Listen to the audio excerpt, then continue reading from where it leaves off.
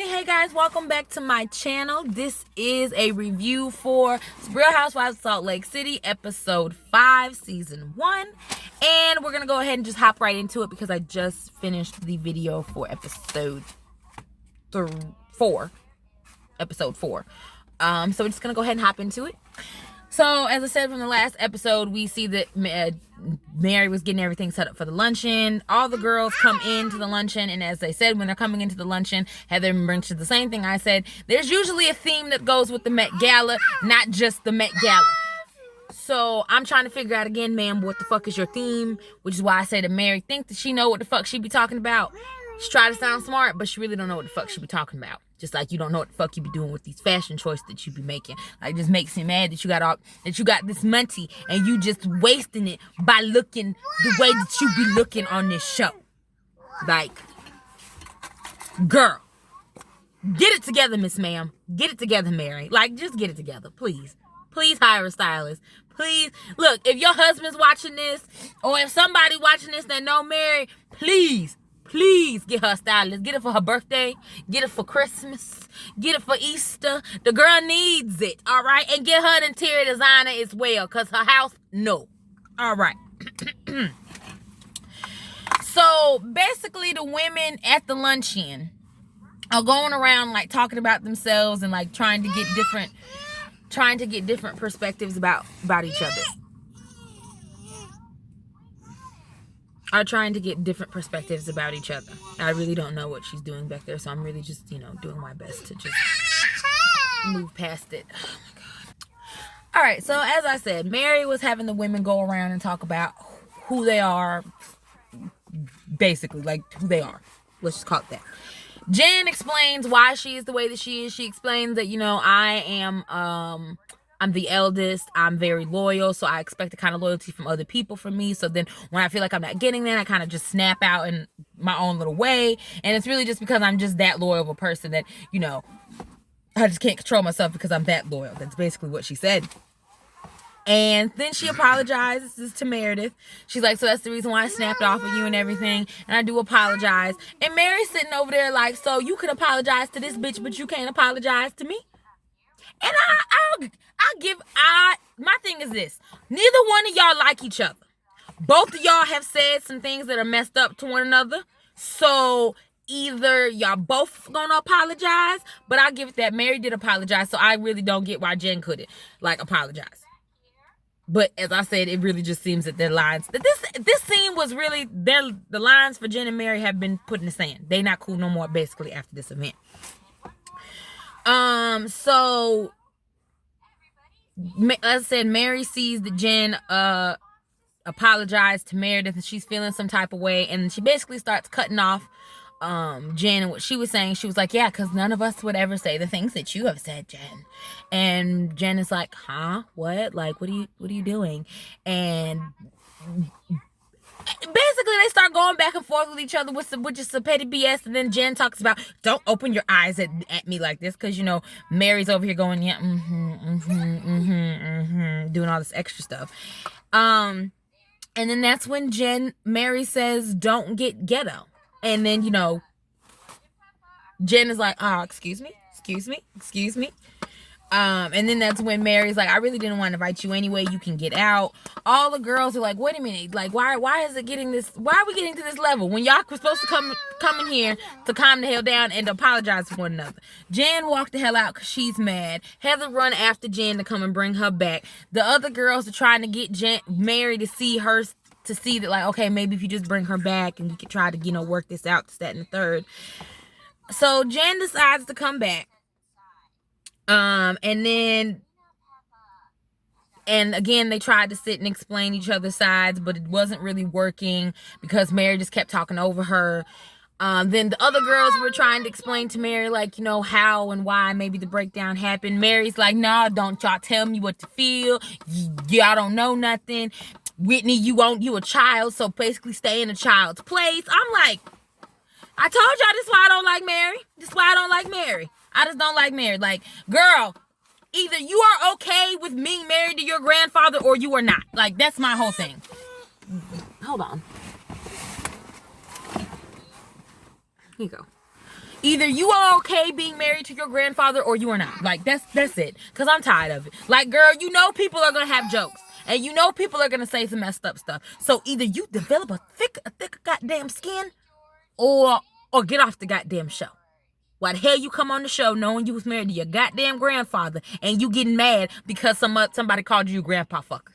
Well, is it a lie? I don't care if he's a step grandfather or not. Y'all have a kid together. So you did. Sleep with grandpa.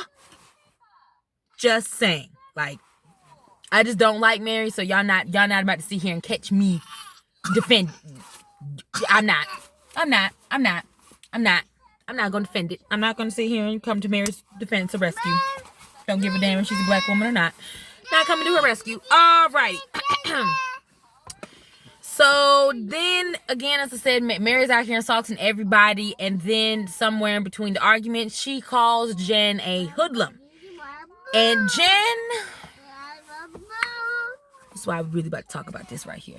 Jen then gets offended and says that you're a racist and everything because her family is black. And it's true that her sons are black. But as I like to simply remind y'all, baby, your sons are biracial. Because I personally feel that, like, if you biracial, it's okay to say that you're biracial. You don't have to sit and pick. I know that the world likes to make y'all sit and pick, but I don't think that y'all should be forced to sit and pick. Y'all are both. You are not more white than the other. You are not more black than the other. You are both. So I personally feel that, like, you should just call them what they are, and it's biracial. They are not 100% black, and they're not 100% white. But I get what she was meaning from this moment. And so she got offended because she was like, Mary, she then said that, I guess, earlier before the show started filming, her and Mary were chilling, and Mary had made a comment calmly saying that if she ever went into a convenience store or sees a convenience store and then she sees black people outside of it, she would not go into it. And Jen is like, what the fuck? Like, you're black and like you sit and think like that, girl? Like your husband told you. Just because we're black does not mean we can't have anti-black thoughts or sentiment. That's called internalized racism. How do you think white supremacy has kept itself alive all these years if it didn't internalize itself into the very people that it's trying to destroy? Hence, like, look at the Real Housewives of Potomac fight. All the internalized racism we got from that shit. That everybody got mad at Monique and it's Monique's fault. And Monique should have known better. But black people shouldn't be out here fighting because white people don't be out here fighting. Like, girl. So, I could already told y'all Mary is anti-black. Girl, you in Utah. I don't know how many black people that's in Utah that's really that pro-black. If y'all exist, please tell me in the comments if y'all exist. Mind you, I didn't say in my last video, but I'm going to say it right now. If you have not, go ahead and like and subscribe. Okay? Remember, like and subscribe. All right. So it should not be surprising to you that, like I said, that Mary is anti-black and she's made anti-black statements. But as I said, I didn't like how Jen was like, when she sat and said, when Mary said those words, ghetto and hoodlum, those words have always been tried to put people that aren't as less than down. Let's be very clear, ma'am. You mean that those words were targeted at black people to make black people feel less than? They are not targeted, like, I'm sorry, if you call a white woman ghetto, it is not racist. It's not. If you do call a black person ghetto and it's not black, it's racist. I'm gonna say it's more than like, I'm gonna say at least 95% sure that you said it with some racist intention. Okay?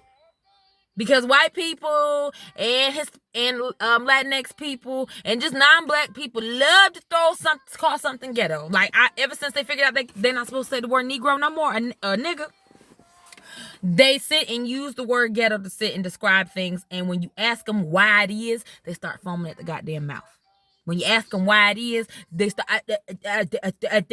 exactly, because you know what's the reason why you're saying it is because you're trying to be racist without being racist. It's code. It's dog whistles. That's how I call it. So historically, ghetto and hoodlum have been used as dog whistles for black people. That's what it's been used for. So I just didn't appreciate Jen trying to make it seem like it was just used for all races. Nah, boo-boo. It was specifically made for Negroes. And it's specifically used at Negroes. Y'all just now starting adapting to the title and everything and calling it that way. Because as I said, you're still being racist on the low. So I personally don't like it when non-black people use the word ghetto because, as I said, it usually comes with some racist intentions when you say it. So yeah, I think non-black people should avoid those words. I think you should find something else to use. All right, because we know what you're doing now. All right, we caught you. All right. So, and as I said, Mary, I knew Mary was anti-black because then in the confessional, she was like, yep, if it's a convenience store or hospital, yeah, I just don't go. I just don't go. I don't know why it shocks you guys at all.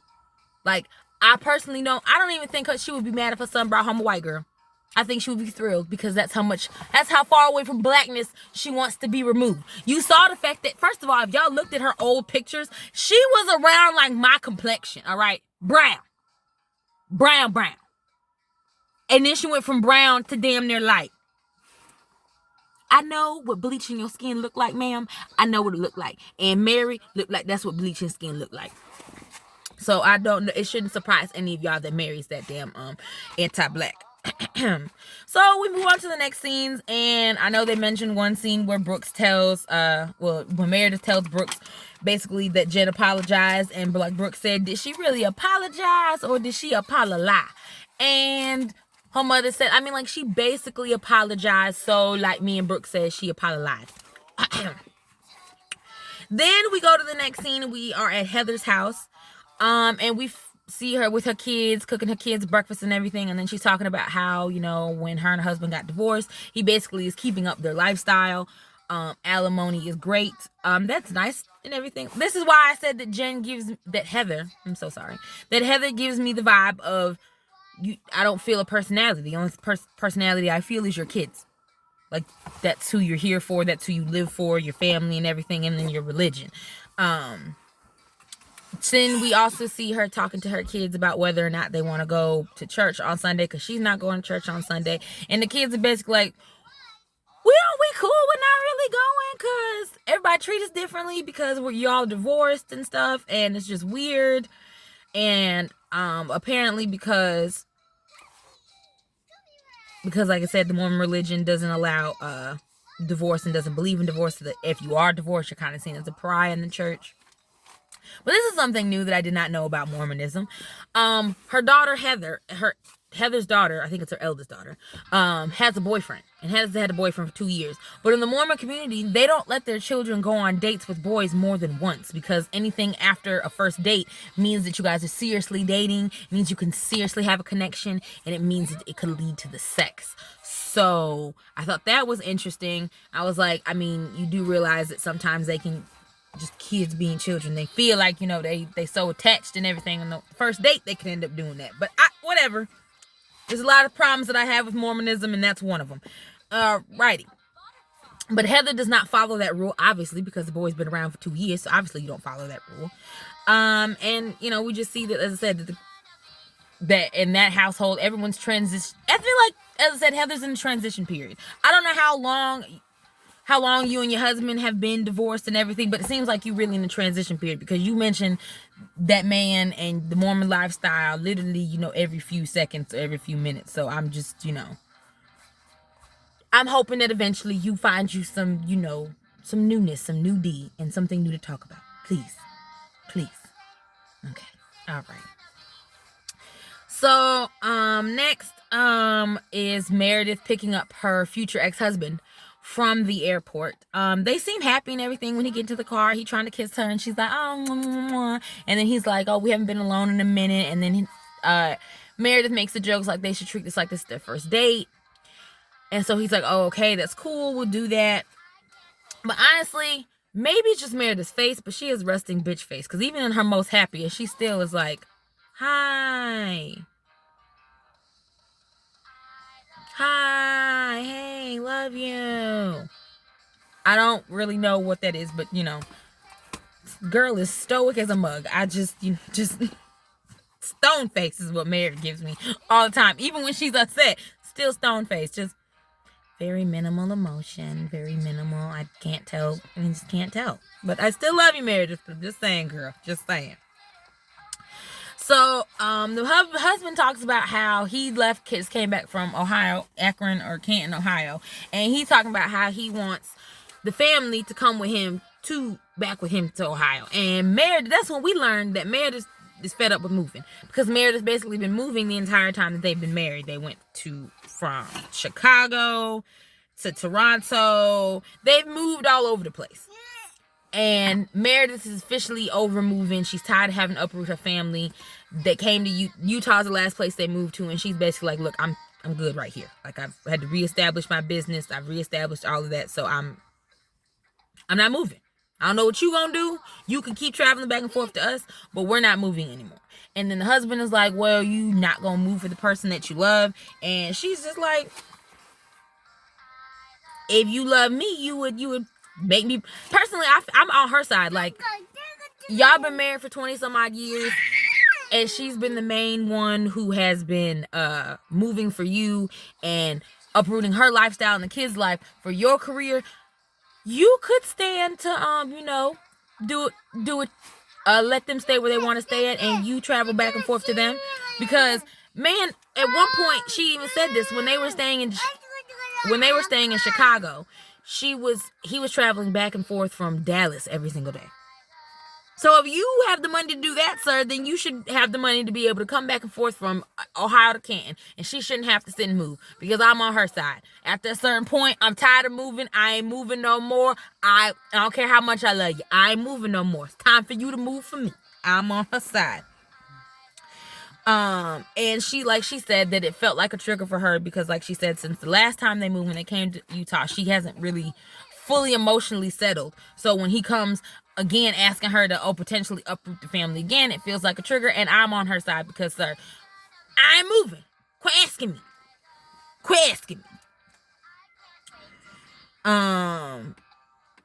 And like I said, then that's when he had mentioned his little comment talking about, well, if you love me, then you would move. And she said, bald-faced lie, because if you really love me, you wouldn't keep asking me to move. So then the next thing goes back and forth between Mary and Jen, telling their husbands about their interactions. And Sharif tells Jen that, look, some black people are anti-black. We can carry around internalized racism. That ain't got nothing to do with you. So you just vibrate higher than that heifer and you move the hell on.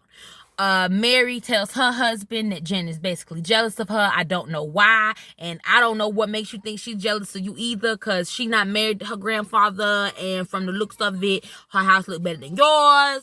From the looks of it, she can dress better than you. From the looks of it, even her wigs look better than yours. So, I'm trying to figure out where Jen is jealous at, right? Where is she jealous at? But whatever, Mary's a little delusional. In case y'all haven't noticed it, Mary is a little off on her own island of Mary. All right, so she just does her own thing. I'm not really sure what goes on in that head of hers. I really am not sure. So she tells her husband about it, and her husband's just like, you know what? Mary's husband's like, you know what? You just dead her because she's disrespectful, and how dare she talk about our marriage? Well, how dare you marry your granddaughter, fool? Like, if y'all don't want nobody to talk about your marriage, or don't want nobody to say nothing about the fact that it's fucking weird that you're married to your fucking step-grandfather, then maybe you shouldn't have married your step-grandfather, all right? Maybe you should have read the will that you said your grandmother put in there and said that she said that y'all had to get married. Maybe, if you wasn't so money hungry, all right, 'cause I know the funds was attached to that said will, and that said their marriage. Maybe you weren't so goddamn money hungry, then maybe you wouldn't have married your fucking grandfather, all right? And maybe that's the reason why you walking around here as bitter and as mad as you are, because I would be bitter too if I had to marry my grandfather for a check. Allegedly.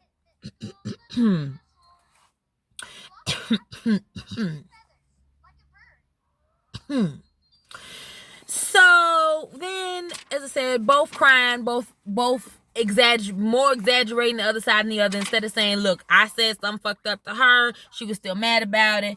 Then she said something fucked up to me, and it's, y'all, that just proves me, like I said, that y'all were never really friends. Because if y'all can't come back together after something like this and sit and admit that the other was wrong, well then, as I said, y'all was never really cool in the first place. So then we see Whitney, next scene we see Whitney talking to her brother, and she's talking about her dad, about how he's going to sober living and everything. And I'm just, as I said, it wasn't really much in that storyline besides the fact that apparently Whitney and her siblings had a falling out because the dad had previous kids before he got with Whitney's mom, and the mom had previous kids before he got with Whitney's dad. So when everything transpired between them and their divorce, the kids were kind of like mom's side, dad's side, and Whitney and her sister, she was probably on her mama's side. Just the sister probably was on her mama's side, I'm assuming. But everybody was basically split off, like, and everything. Like, I'm dad's kid, you mom's kid, this, that, and the third. And a little chest pain there. And Whitney was the only one who was like, look, I love dad, and I know he's he's got his issues and he needs to go to rehab, but I'm gonna stand by him. Y'all do what you want to do, but I'm loyal to the fam first. And now the family's starting to come back around because I guess they're starting to see that, he really is serious about his getting better and getting sober. So she was talking to her brother about it, and then the next scene just shows the last couple scenes, it showed Whitney dropping her dad off at the sober living. And I'm proud of the fact that, he's realizing he has a problem and that he really wants to get it fixed. Because, opioid addiction is not a game. It's not funny.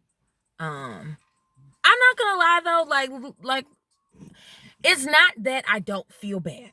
I do feel bad for anyone who gets addicted to drugs. But I just get aggravated because I see how when white people get addicted to a drug, we have to come up with laws, pass bills. We got to make it legal and come up with areas for y'all to be able to inject yourselves legally so we can keep y'all safe. But when black people were addicted to crack cocaine, when it hit our neighborhoods so bad, we got jail. We got our children taken away. We got the worst treatment. And it really is a trigger. It's a trigger for me. It is. It bothers me because we're still dealing with the effects today of the war on drugs that your government put in our streets. We're still dealing with the effects of it.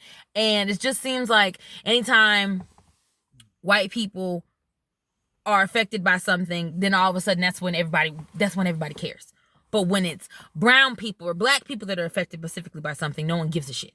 And it's just a trigger for me. So I'm happy for her father that he is getting help. It just still irks my soul. Just irks my soul. Then they show Lisa and her child's birthday party, and Lisa is over here talking to her husband about the fact that over here talking to her husband about the fact that Meredith and her husband are separated and that she doesn't want them to divorce, and she just thinks that they're going through a little rough patch and that they'll be fine, and that that they're gonna stay married because that's what her religion states, that in the Mormon religion you got to stay married forever, and she thinks it's rough patch. And like I said, I don't think it's no damn rough patch. Lisa the only one out here who's being delusional. Yeah, cause based on the look on Meredith's face in this here next scene that we get ready to talk about, I don't really think that she really want that nigga back. So Meredith and her husband, it's been like a couple weeks since he came home from the Ohio trip, and they've still been arguing. They haven't really been getting along. So they haven't really been getting along. So Meredith, and he's getting ready to go back to Ohio, and he's basically asking her, so you really not gonna come with me to Ohio? And she's like, no. And I think it's a good idea that we take some time apart. Basically, he's moving out. They're officially separated. And he broke down. He was like, I don't want to leave you, boo. I don't want to leave you. And she kind of was breaking down a little bit too. But again, either it's the resting bitch face, or as I said, she really not into that man no more, because I just didn't feel it. Like, she said, like, oh, I love you and I really don't want to do this, but we have to do this. And I'm like, I personally think she's over it. I think she is. And I think, sir, you got a lot of work to do if you're trying to convince this woman that y'all can stay together. Because from the looks of it, mama got one foot out the door. She ready to have a hot girl summer and leave you in the dust. Them kids is grown. She older now, and I hear that's what they say: when you get older, you know what you're doing, and everything down there knows what it's doing too. So I can't wait to get older. even though I am older and it still do what it need to do. So, but officially they're divorced, they're separated, and I personally feel like they're headed for divorce, but that's just me. So then we go on to Mary and Heather, and Mary and Heather meet up because Heather wants to clear the air and like really understand it and everything, and Mary seems really hurt by it. She seems really hurt by what people are saying about her, and I get that you're hurt about what people are saying about you, but ma'am, you gotta realize that it's weird. It is never not going to be weird to people that you're married to your grandfather. And I don't care that he's not your blood grandfather. It's still your grandfather. Now, am I tired of talking about it? Yes. I think because she not leaving him. And she know that it's her grandfather and this, that, and the third. So I feel like she needs to develop a tougher skin. You got to. Because that's literally the main joke that people are going to throw at you is that you are sleeping with your grandfather. So all the stuff that you sit and say to these other women and talk about this tough skin. Come on, girl. But I get it. After a while, to anybody, this shit will get annoying, get tired, and you feel fed the fuck up. And especially from a bitch that she thought was your fucking friend. So I get her hurt. But my thing is that there's hurt on both sides. Jen was really offended by what you said about her saying that she smelled like a hospital, and your half-ass apology, because that apology did not feel like it was really heartfelt and sincere. So that's why there's been an animosity since then, and that's why Jen, when she got her liquid courage, said what she said, because she wanted to hurt you the same way that you hurt her. So y'all both need to go ahead, go to the healing house, and talk it out and love it out, but apparently they're done with each other because they see each other. So but as I said, Mary feels that Jen is really jealous of her and that there's nothing that you can do about that. Then she opens up to Heather about how when she first found out that her grandmother's will stated that she had to marry this man, she wasn't going to do it, and she took some time. They waited 2 years to go ahead and get married because she really had to talk to God and figure out if that's what she really wanted to do with her life. Apparently, God told her, yes, marry your grandfather. So she married him, and the rest is history. As I said, the look that Heather was given was the same look that I would be having in my head. Girl, you sound like you're brainwashed. It sounds like that. It does. It really does sound like that. But that's how the episode wraps up. Mary and Jen hate each other. They're not cool with each other no more. And we're going to see what goes on from there. The new episode comes on tonight, so I will be back either later tonight or I'll be back tomorrow with a new episode. Probably tomorrow because I don't have an iPhone and I don't have a ring light yet. So only place I really have is to record in this car or record on my porch. And as I said, I don't have a ring light yet. Otherwise, you won't be able to see me. You just see this black ass coat and you won't see nothing else because I have an iPhone. So I'll probably be back tomorrow to record another episode for you guys for Salt Lake City. Once I get done with that, Grey's Anatomy is coming. I have all 1 through 3. I gotta watch 4, which would mean that I have to watch 5 now too, because that one's coming on because 4 came on last week. So that will be up soon as well. So you guys have a great day. Have a great rest of your week. I'll talk to y'all later. Peace. 1 out.